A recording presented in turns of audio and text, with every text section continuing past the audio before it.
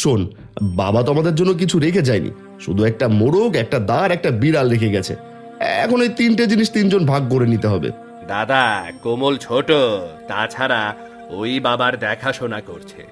ও যেটা ইচ্ছা নিক না, তারপর না হয় আমরা নেব। না দাদা, তোমরা বড়, তোমাদের অধিকারও বেশি। তোমরা নিয়ে যা রাখবে আমি সেটাই নেব। ঠিক আছে, তাহলে আমি মোরগটা নিচ্ছি। আর মোহন, তুই দাঁটা নে। আর কমলের জন্য বিড়ালটা রেখে দে। যদিও এগুলো খুব একটা মূল্যবান না, তারপরও বাবার রেখে দেওয়া স্মৃতি হিসেবে সবাইকে নিতে হচ্ছে। তা না হয় নিলাম, কিন্তু এখন তো বাবা বেঁচে নেই। তাছাড়া সবাই যার যার মতো আলাদা হয়ে গেলাম। এখন নিজেদের খাবার নিজেদেরই সংগ্রহ করতে হবে। তাহলে এখন কি করবে? কি করব মানে? এখানে থাকলে আমাদের কে বসিয়ে খাওয়াবে? তার চেয়ে আমি কোনো রাজ দরবারে গিয়ে দেখি রাজার কাছ থেকে কোনো সাহায্য নিতে পারি কিনা। তুমি ঠিকই বলেছ, আমিও তাই করব। আর ছোট, তুইও তাই কর। আমরা তিন ভাই তিন রাজ্যের উদ্দেশ্যে রওনা হয়ে পড়ি। 1 বছর পর আমরা সবাই এই জায়গায় ফিরে এসে দেখা করব। ঠিক আছে দাদা, তাই হবে।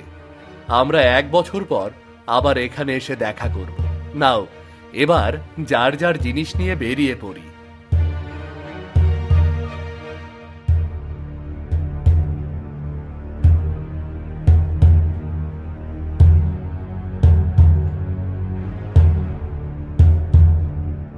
মদনের কথা অনুযায়ী 3 ভাই 3 দিকে চলে যায়।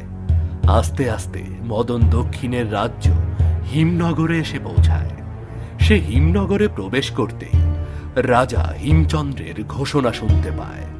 শুনুন শুনুন শুনুন, মহারাজ হিমচন্দ্র ঘোষণা করেছেন যে যে মহারাজকে না ডেকে সকাল সকাল মহারাজের ঘুম ভাঙানোর ব্যবস্থা করতে পারবে, মহারাজ তাকে বিপুল অর্থ পুরস্কার দেবে। শুনুন শুনুন শুনুন। আরে বাহ, এই রাজ্যে প্রবেশ করতে না করতেই সুসংবাদ পেলাম। যাই যাই, তাড়াতাড়ি মহারাজের কাছে যাই।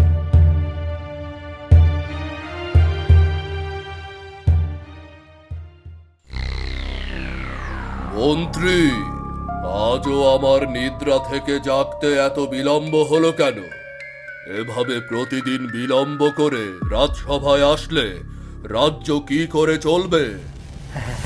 মহারাজ, আপনি তো আপনার নিদ্রাভঙ্গের ওপর নিষেধাজ্ঞা আরোপ করেছেন মহারাজ।